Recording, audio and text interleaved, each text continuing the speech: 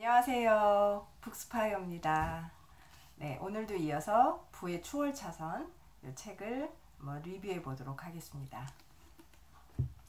오늘 제가 많이 보고 있는 그 훌륭한 유튜버들의 얘기를 좀 말씀드리고 하려고 해요. 제가 이 일을 잘하고 있는가? 이런 책을 읽는 게 맞나? 이런 돈 공부를 하는 게 맞나? 그 다음에 어떤 생각으로 살아가야 되지라는 고민을 좀 많이 해봤는데 다행히도 그게 맞는 걸로 많이 느껴지고 있어요. 가장 큰 말이 공부를 계속해야 된다. 공부를 안 하는 것은 굉장히 위험한 일이다라고 말을 하고 있습니다. 보통 이제 나이가 들고 이러면 공부의 의미가 이제 없다라고 생각할 수가 있는데 이제 그런 것들에 대해서 좀 시원하게 풀어낼 수 있었던 것 같아요. 그래서 지금 이렇게 제가 책을 읽고 그 다음에 다시 한번 되뇌이고 정확하게 이해할 수 있고 그 다음에 이걸 나중에 제가 실천할 수 있고 그렇게 할 수 있다는 게 그렇게 하는 것이 맞다라는 거를 알게 되면서 아주 기분이 좋습니다. 지난 시간에 이어서 말을 하려고 하는 건데요. 추월 차선을 찾기 위한 여정을 말씀드릴게요. 람보르기니를 본 그날 이후 나는 타고난 재능 없이 백만장자가 된 젊은 부자들에 대해 연구하기 시작했다. 단순한 백만장자들이 아니라 부유하고 화려한 삶을 누리는 부자들에게 집중했다. 그러니까 적은 돈에 혹시 특징이 없는 이런 단순한 백만장자들이 아니고 좀 부유하고 더 화려한 삶을 누리는 부자에게 집중했고요. 그 다음 네 가지 조건을 충족하면서 유명하지 않은 백만장자 집단이 네 개 연구의 대상이 되었다. 첫 번째, 다소 사치스러운 라이프 스타일을 가졌거나 그럴 능력이 있는 사람들. 나는 중산층 옆집에서 겸손하게 살아가는 백만장자 이야기에는 관심이 없었다. 네. 비교적 젊거나 단기간에 돈을 번 사람들, 나는 일생에 40년 정도 일하고 아껴 쓰는 데 바쳐 백만장자가 된 사람들에게는 관심이 없었다. 나는 늙은 부자가 아니라 젊은 부자가 되는 것을 목표로 삼았다. 자수성가한 사람들, 나는 빈털털이었다. 애초에 금 숟가락을 물고 태어난 사람들은 내 연구 대상이 될 수 없었다. 인기가 많거나 타고난 재능이 있거나 야구선수이거나 연기자이거나 가수이거나 연예인이기 때문에 부자가 된 사람들은 제외시켰다. 네, 여기서 막연히 자기 목표를 정한 것이 아닌 거를 알 수 있고 그리고 그 목표를 선정할 때도 그냥 백만장자들 이렇게 선정하지 않았던 거에 대해서 저는 좀 놀라워요. 젊은 나이에 그 옆집에 그냥 검소한 중산층한테는 관심이 없는 거예요. 중산층에서 백만장자가 된 사람들 관심이 없고요. 나이가 어린 젊은 나이에 부자가 된 사람들 빠르게 그 다음에 당연히 금숟가락을 물고 난 사람들은 안 되겠죠. 제가 그런 사람들이 아닐 거니까. 그 다음에 여기 연예인들 갑자기 일어나서 부자가 되잖아요. 이 사람들은 또 저희 여건에 맞지 않으니까 제외시킨 거죠. 그러니까 관찰할 때도 그 목표가 되는 대상들을 아주 자세히 선별한 것 같습니다. 나는 특별한 기술이나 재능 없이 평범한 사람으로 시작해서 크게 성공한 부자들을 찾았다. 그래서 우리가 할 수 있는 거죠. 고등학교에서 대학교 시절에 이르기까지 나는 거의 종교에 매달리듯 부자가 되는 법을 연구했다. 잡지와 책 그리고 신문을 읽었으며 성공한 사업가에 대한 다큐멘터리를 보았다. 하지만 빠르게 돈 버는 방법을 밝혀내겠다는 나의 열정은 곧 실망으로 이어졌다. 나는 심야에 방송되는 홈쇼핑 광고 쇼호스트의 좋은 먹잇감일 뿐이었다. 잘 속고 적극적인 데다가 신용카드를 쥐고 있었으니까. 전에 제가 말씀드렸죠. 절대 제 두 번째 편에 말씀드렸는데 홈쇼핑 광고는 절대 보면 안 됩니다. 제가 그 쇼호스트의 능력들을 다 분석을 할 정도로 되고 결국엔 카드를 긁게 되거든요. 그렇게 만들어요. 그런 집단이에요. 사람들을 반드시 돈을 쓰게 만드는 이길 수가 없습니다. 나는 떠돌아다니는 무수한 정보를 믿고 주식에 투자하기도 했다. 정보의 출처는 선생님께만 알려드리는 겁니다. 라는 식으로 했죠. 결국엔 실패했을 거고요. 나는 대학을 졸업하자마자 젊은 부자가 될 거라고 생각했다. 하지만 얼마나 많은 장애물과 우회로 그리고 실수들이 내 길을 가로막을지 미처 알지 못했다. 졸업 후 몇 년간 내 인생은 기대에 한참 못 미쳤다. 나는 이 사업 저 사업을 전전하며 어머니와 함께 살았다. 성공하는 일은 없었다. 비타민, 보석, 경영 잡지를 보고 구입한 마케팅 관련 소프트웨어, 장거리, 네트워크 마케팅 사업 등등 매달 새로운 사업에 손을 댔다. 꽤 이 사람은 빠르게 이런 경제적인 관념이 생겼고 이미 고등학교 때부터 빠르게 움직였고 대학을 졸업한 후에는 많은 사업을 이미 시도를 했습니다. 실패와 함께 빚도 늘어가기만 했다. 시간은 점점 흘렀고 돈 벌기를 위해 구시대적인 잡일을 하면서 내 자존심은 구겨져 갔다. 중국 음식점 종업원, 막노동, 피자 배달, 꽃 배달, 배차 관리, 리무진, 운전, 신문 배달, 지하철 샌드위치 가게 판매원 등 안 한 일이 없을 정도였다. 제일 세상에서 중요한 게 뭐냐고 물으면 아까 지금 공부라는 말로 제가 시작했는데 경험이 참 무서운 것 같아요. 근데 이분은 이렇게 많은 시도를 했고 많이 실패했고 또다시 이런 힘든 일을 하면서도 많은 경험을 했다는 것에 대해서 잘한 것 같아요. 쥐꼬리만한 돈과 거지 같은 일보다 더 끔찍했던 것은 바로 시간이었다. 저는 이 부분 중요한 것 같아요. 재무적인 사고를 가지라고 합니다. 그러니까 돈을 통제할 수 있냐라는 건데요. 재무적인 사고를 갖는다는 거는 가장 먼저 첫 번째 돼야 된다는 게 시간 관리입니다. 시간 관리가 되는 사람이 일단 돈을 버는 거죠. 시간이 돈이니까. 그 얘기를 여기서도 하고 있어요. 대부분의 일은 동이 트기 전 새벽 3시나 4시에 출근해야 했다. 나는 5년의 대학 교육을 마치고 졸업까지 했지만 막노동꾼과 다름없이 살고 있었다. 반면 내 친구들은 직장에서 잘 나가고 있었다. 연봉이 매년 4%씩 인상되었고 머스텍이나 어큐라에서 차를 뽑았으며 30평짜리 타운하우스를 샀다. 사회가 미리 정해놓은 인생을 살면서 만족스러운 듯했다. 내 친구들은 평범했고 나는 그렇지 못했다. 여기서 첫 번째 얘기한 게 첫 번째는 인도로 가는 길이 있었고 두 번째는 서행 차선이 있었고 세 번째가 추월 차선이거든요. 그러니까 지금 대부분의 이 사람의 친구들은 서행 차선인 것 같아요. 그렇죠? 평범하게 살고 있었고요. 그리고 이 작가는 26세에 우울증이 찾아왔다. 나도 내 사업들도 자립하지 못했다. 계절이 바뀔 때마다 찾아오는 우울증에 심약해진 정신을 갉아먹었다. 비가 자주 내리고 어둡고 우울한 시카고의 날씨 때문에 나는 더욱 따뜻한 침대와 달콤한 군것질거리가 주는 안락함 속으로 숨어들었다. 내가 하는 일이 성공하는 횟수는 햇빛이 나는 날만큼이나 적었다. 다시 말해 나는 성공한 일이 거의 없었다. 환경이요. 또 이런 영향을 주는 것 같아요. 계속해서 우울했고 고등학교를 중퇴한 사람들이나 합법한 일들에 질린 나는 이제 그만 침대를 벗어나려고 했었다. 매일같이 지나온 과거를 곱씹었다. 내가 대학교를 졸업한 첫 해에는 어머니도 내 인생에 간섭하지 않으셨다. 하지만 그 후 줄줄이 사업에 실패하고 한심한 아르바이트로 근근히 살아가는 아들을 지켜보셔야 했다.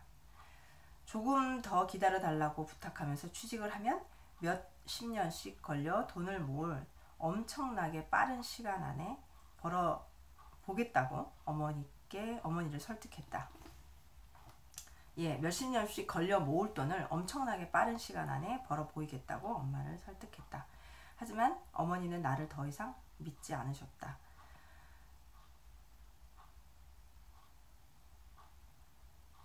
어머니는 한 주에 적어도 20번씩 이제 제발 취직해라 아들아 라고 소리 지르셨다. 자, 깨달음 순간이 옵니다. 이분도 쉽진 않았죠. 어느 어둡고 추운 밤 하루 종일 리무진을 운전하고 피곤에 지쳐 돌아오는 길이었다. 신발은 눈에 파묻혀 온통 축축했다. 2시간 전에 먹은 아스피린은 편두통에 아무런 효과가 없었다. 한시라도 빨리 집에 가고 싶었지만 눈 폭풍 때문에 집에 가는 길이 막혀 버려 그럴 수도 없었다. 일단 길가에 차를 댔다. 눈이 녹으면서 발가락부터 다리까지 추위가 엄습했다. 리무진을 공원에 세우고 나는 눈 내리는 소리뿐인 지독한 정적 속에서 나는 내가 얼마나 겨울을 싫어하는지 새삼 느꼈다. 내가 도대체 뭘 하고 있는 거야? 내 인생은 결국 이런 거였어? 라고 생각하는 거죠. 이런 적 있으신가요? 저는 있어요. 눈 속에 한번 갇힌 적도 있고요. 굉장히 공포스러운 경험을 한번 한 적이 있어요. 1994년도에 눈이 엄청 온 때가 있었어요. 한 겨울에 굉장히 무섭게 왔었고요. 그냥 길에 있더라고요. 그냥 아무것도 못하고 어느 사람도 만날 수 없어, 가족도 볼 수 없었고. 난 두 번째도 또 한 번 갇혀봤는데 이렇게 뭐랄까 천재지변인지 이 상황이 그렇죠? 그런 상황에서는 되게 이렇게 초심으로 돌아가고 다시 무언가를 생각하게 되는 것 같아요. 네, 이런 생각들을 저도 많이 하고 있습니다. 내가 도대체 뭘 하고 있는 거야? 이런 거죠. 인생 변화를 결심하다. 나는 혹독한 겨울밤의 깨달음을 즉시 행동으로 옮겼다. 나는 바뀌기로 결심했다. 변화 불가능하다고 여겼던 주변 환경을 변화시키기로 결심했다. 새로운 장소에 정착하기로 결심했다. 이것도 괜찮은 것 같아요.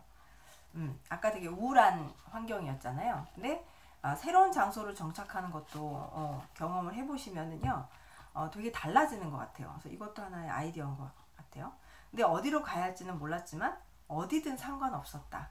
네, 이렇게까지 배수진을 치고 움직인 것 같아요. 즉시 나는 힘이 솟는 것을 느꼈다. 변화가 있네요. 변하겠다는 결심은 빠른 속도로 나의 한심한 인생을 희망과 약간의 행복으로 채우기 시작했다. 내가 했던 실패들은 잊히고 새로 태어난 듯한 느낌이었다. 갑자기 막다른 길인 줄 알았던 그 길이 꿈을 향해 뻗어나가고 있었다. 단순히 몸을 움직여야 한다는 깨달음이 아니라 내 인생은 내 스스로가 통제하고 선택해야 한다는 깨달음 때문이었다. 네, 이 문장 중요한 것 같아요. 내 인생은 내 스스로가 통제하고 선택해야 한다는 깨달음이었다. 예전에 미처 생각하지 못했던 몇 가지 선택사항들에 대해 생각해 보았다. 스스로에게 다음과 같이 간단한 질문을 던졌다. 아무 제약 없이 고를 수 있다면 내가 살고 싶은 지역은 어디지? 이거 한번 생각해 보세요. 갑자기 지금 평범한 일상을 보내고 계실 건데 혹시 나 어디 간다면 어디 가고 싶지? 저는 갑자기 해외에 좀 산 적이 있는데 그렇게 하면 나도 한번 해외로 가서 한번 도전을 해볼까? 뭐 이런 생각도 들죠. 내가 중요시하는 요소들을 고려하여 지도에서 5개의 도시를 골라봤다. 바로 그 다음 달에 나는 이사했다. 아니, 도피했다고 말하는 편이 정확하겠다. 일단 움직였습니다. 서행 차선에서 추월 차선으로 갈아타기 이제 시작하는데요. 나는 직업도 친구도 가족도 없이 $900만 들고 피닉스로 갔다. 내가 가진 거라고는 330일간 해가 쨍쨍한 날씨에 추월 차선에 올라 부자가 되겠다는 불타는 의욕뿐이었다. 비록 가난했고 경비 시설도 없었지만 나는 부자가 된 느낌이었다. 내 인생을 통제하는 사람은 바로 나였기 때문이다. 오늘의 중요한 내용인 것 같아요. 내가 손댄 여러 가지 사업 중 하나는 웹사이트를 구축하는 일이었다. 여기부터 이제 시작이 되는 거거든요. 이 책이 쓰여진 지가 좀 오래됐어요. 그래서 처음에 이제 인터넷에 웹사이트를 만들고 이제 그걸로 이제 사업을 시작하는 게 이제 시작됐던 때인 것 같아요. 시카고에서 리무진을 운전하던 시기에도 나는 한가한 시간에는 꼭 책을 읽었다. 나는 시간을 허투루 쓰지 않았다. 공항에서 고객을 기다리거나 고객이 술집에서 거하게 취하는 사이에도 나는 차에 앉아서 책을 읽고 또 읽었다. 이런 거 보면 되게 설레지 않나요? 나도 할 수 있을 것 같고 나도 속으로 이렇게 하고 있는데 나도 이제 이런 모습이 되지 않을까, 이런 나도 같은 경험을 하고 있으면서 좀 훈훈해집니다. 나는 재무나 인터넷 프로그래밍에서부터 부자들의 자서전에 이르기까지 모든 것을 공부했다. 전 여기에 좀 밑줄을 걷는데요. 재무 쪽을 몰라요. 모른다 하더라도 공부를 하는 거죠. 반드시 대학을 나올 필요가 없는 이유는 이제 여러분이 더 잘 아실 거예요. 굉장히 많은 소스들이 있습니다. 인터넷 프로그래밍에서부터 이거를 제가 시도했다가 지금 살짝 내려놨는데 부자들의 자서전에 이르기까지 부자가 되는 방법들을 좀 많이 읽는 게 좋겠죠. 이런 식으로 계속해서 공부를 하기 시작했습니다. 매일같이 피닉스 도서관에 들러 인터넷 프로그래밍 언어를 공부했다. 웹사이트를 개선하고 그래픽과 저작권에 대해 공부했다. 예, 이것도 중요합니다. 개선도 하고 웹사이트 개선도 하고 그래픽 중요하죠. 그래픽. 그 다음에 저작권에 대해서도 공부를 했다. 이런 것도 중요하죠. 도움이 될 만한 지식이라면 무엇이든 습득했다. 많이 준비를 해놔야 나중에 사업을 했을 때 아마 크게 실수를 안 할 수 있죠. 어느 돌팔구를 찾았다. 캔자스에 위치한 한 회사가 내 웹사이트를 극찬하며 자기네 회사의 웹사이트 디자인을 맡아달라는 전화를 해왔다. 이러면서 조금씩 알려지기 시작합니다. 피닉스에서 보낸 몇 달 만에 나는 고객의 관심을 끌었고 생애 최초로 내 힘으로 생활비를 벌 수 있었다. 와, 좋네요. 꽃 배달도 접시 닦기도 피자 배달도 엄마 옆에 얹혀 살지도 않고 온전히 내 스스로 번 돈이었다. 내 인생은 순풍을 타고 부자가 되는 길을 향해 나아갈 것만 같았다. 하지만 아직 빠진 것이 있다는 걸 알게 되었다. 내 수입의 대부분은 웹사이트 광고가 아니라 디자인으로부터 나오고 있었다. 즉 나는 웹사이트 구축 작업에 시간을 들여야만 수입을 얻을 수 있었다.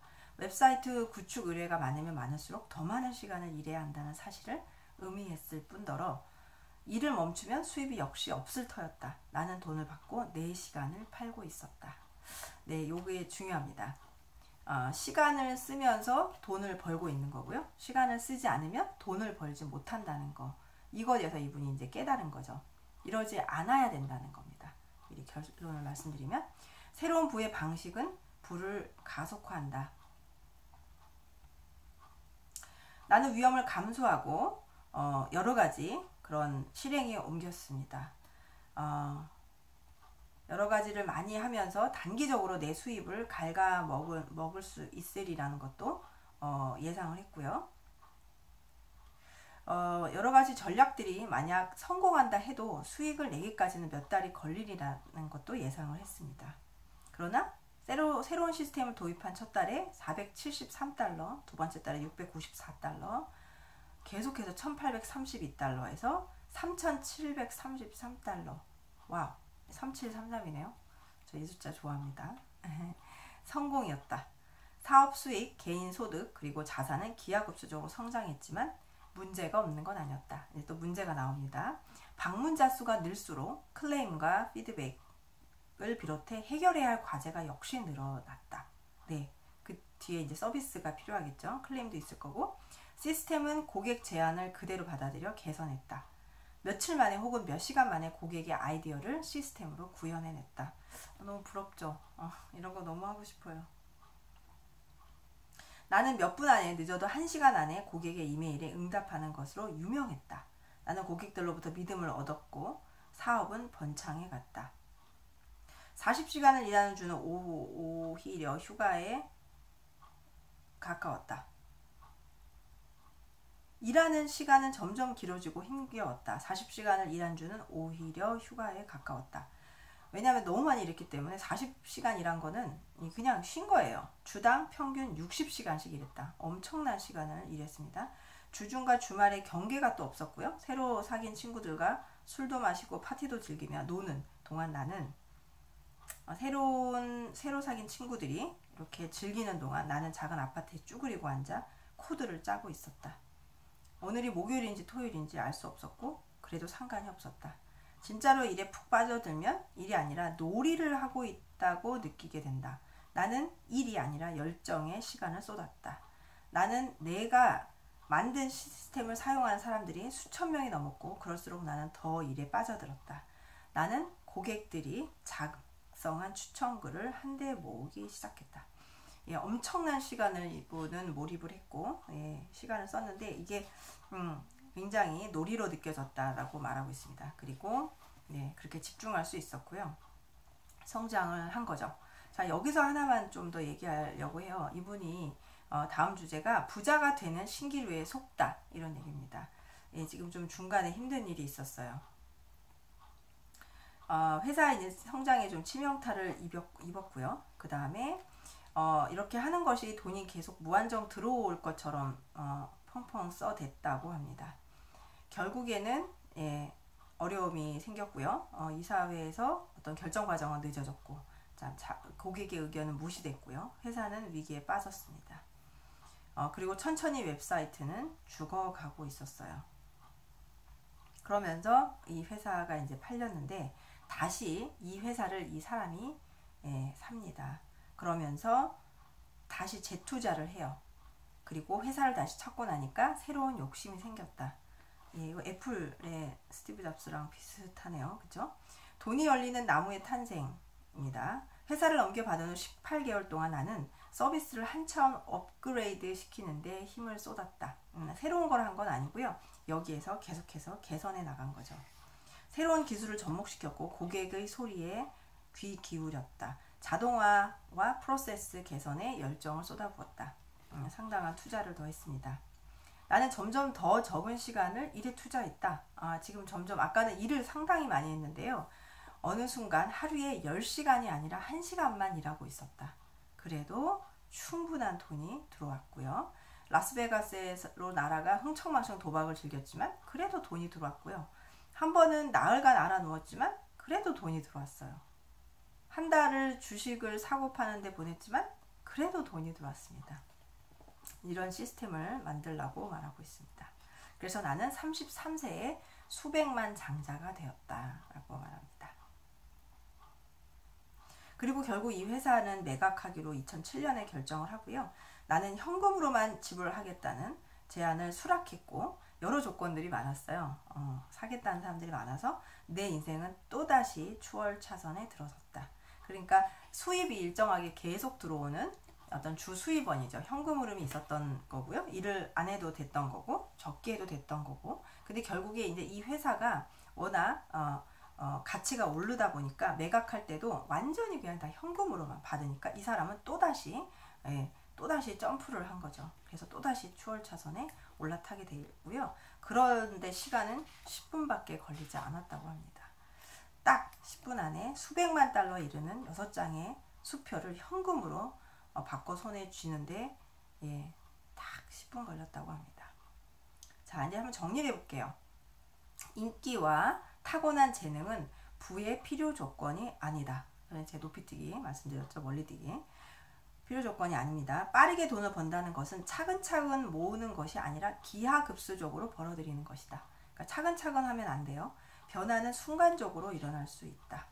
순간적으로 일어날 수 있대요. 순간적으로. 그 다음 장은 2장입니다. 제대로 공부하고 역경을 이겨내야 목적지에 도달한다. 이제부터는 공부하고 역경을 이겨내라 이러는 거고요. 아까 이분이 한 얘기들 좀 짧게 한 40페이지까지 본인의 얘기를 하면서 역경이 상당히 또 있었죠. 젊은 나이에 빨리 시작했고요. 요즘은 학생들, 그러니까 자녀의 교육을 16세부터 반드시 경제적인 관념이 세워지도록, 그러니까 조금 빨리 말하는 분은 12세부터 시작하라 그러고요. 16세는 꼭 시작해야 돼. 20세는 이미 늦었다고 합니다. 저는 어쩌죠? 큰일 났어요. 네, 백만장자는 사건이 아니라 과정에 의해 만들어진다. 이렇게 말하고 있습니다. 네, 과정에 어떤 과정이 있는지 다음 시간에 제가 또 말씀드릴게요. 전에 말씀드린 대로 책이 워낙 훌륭해서 어떻게 축약할 수가 없습니다. 중요한 키워드를 이렇게 제가 짤막짤막하게 여러분들한테 말씀드리고 있어요. 네, 오늘도 부의 추월차선에 관련된 책을 리뷰했습니다. 오늘은 수요일입니다. 행복한 수요일 보내시고, 또 북스파이어 이름 까먹지 마세요. 북은 이제 책이고요. 스파이어는 인스파이어라는 단어, 영감을 주다, 이런 단어를 너무 좋아해서 그걸 합쳐서 만들었어요. 북스파이어. 네, 다음에 꼭 또 만날게요. 혹시 도움이 되셨다면 구독, 좋아요 눌러주세요. 또 만날게요. 감사합니다.